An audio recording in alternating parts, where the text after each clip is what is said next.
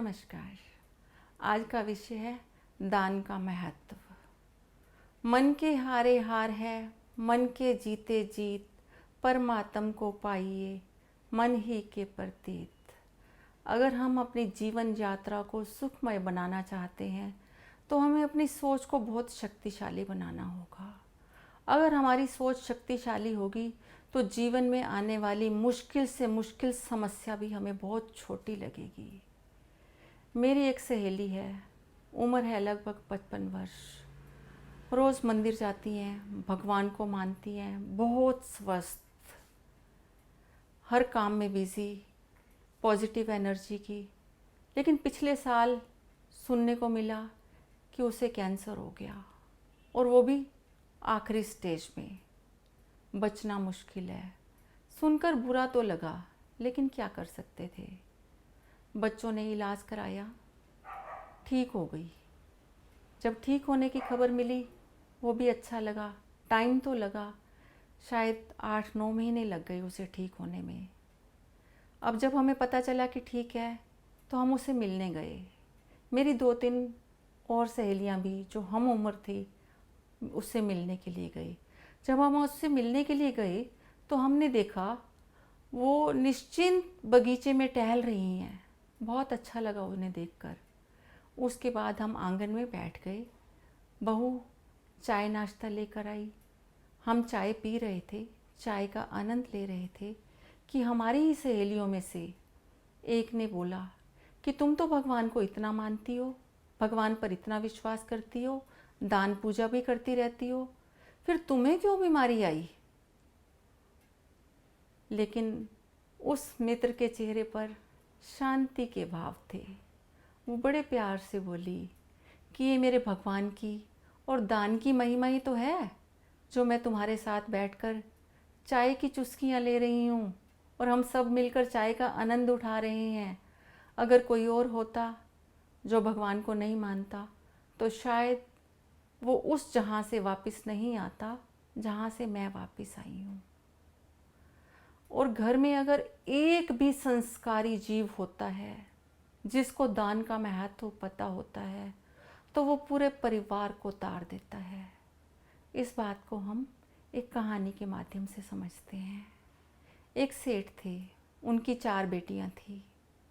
सबसे बड़ी बेटी की शादी हुई। जहाँ शादी हुई वो भी बहुत अच्छे व्यापारी थे, धनी लोग थे, बहुत अच्छे घर में शादी हुई। जहाँ शादी हुई वहाँ 2 जेठानियाँ उसकी पहले थी, सास भी थी। शादी के बाद सास ने और जेठानियों ने समझाया कि बहू, हमारे घर की प्रथा है कि हम किसी को दान नहीं देते, दान नहीं करना। क्योंकि हमारे जो ससुर जी हैं ना, वो किसी को दान देना पसंद नहीं करते, उन्हें अच्छा नहीं लगता, ये हमारे घर का नियम है। तो बहू ने कहा कोई बात नहीं, अगर हमारे घर का नियम है तो मैं भी अब इस घर की सदस्य हूँ और मुझे भी वो नियम पालन करना पड़ेगा, नहीं दिया जाएगा। बहू ने किसी को कभी दान नहीं दिया। एक दिन बहू गैलरी में कपड़े सुखा रही थी। पीछे आंगन में ससुर जी भी कुर्सी पर बैठे हुए थे। एक भिखारी गली में आया और कहने लगा, कुछ दान दे दीजिए, कुछ दान दे दीजिए, मैं 3 जन्मों से भूखा हूँ, कुछ दान दे दीजिए। बहू का दिल पिघल गया, लेकिन वो ऊपर से ही बोली, भैया हम बासी खा रहे हैं, कल उपवास रखेंगे। ससुर जी पीछे से ये बात सुन रहे थे। ससुर जी तो सुन रहे थे, हो सकता है मोहल्ले के 2-3 और लोगों ने भी सुना हो, क्योंकि वो ऊपर से बोल रही थी, भिखारी गली में था। ससुर जी को बहुत बुरा लगा, ये तो बहू हमारी बेइज्जती कर रही है। तो उन्होंने घर में जाकर पूछा, क्या बहू बासी खाना खाती है। सास ने बताया, नहीं ऐसा तो कभी नहीं हुआ। क्या बहू को उपवास रखने के लिए बोला है। नहीं ऐसा तो नहीं हुआ। फिर क्या किया उन्होंने, उसके पिता को बुलाया। बहू के पिता आए तो ससुर जी ने सारी कथा कह सुनाई।